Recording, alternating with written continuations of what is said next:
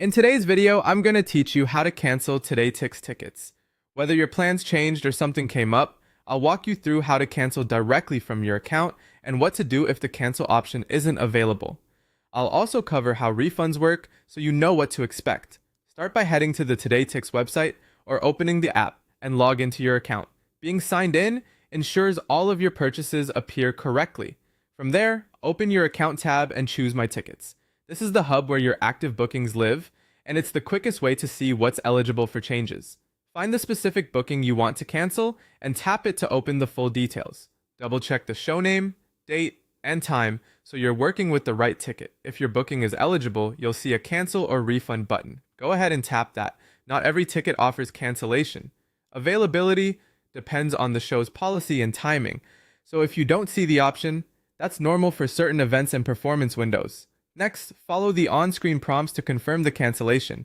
You may be asked to acknowledge the policy, any applicable deductions, or to confirm the exact tickets within the order.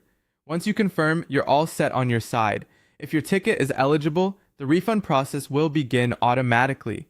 Keep an eye on your email for a confirmation message and save it until the refund fully posts. If you don't see a cancel or refund button for that booking, here's the fallback. Contact support.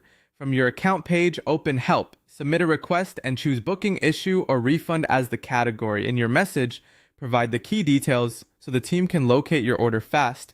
Include your booking reference, the show name, and the performance date and time. Send the request and wait for a reply. Support will review your case and let you know the next steps or the outcome.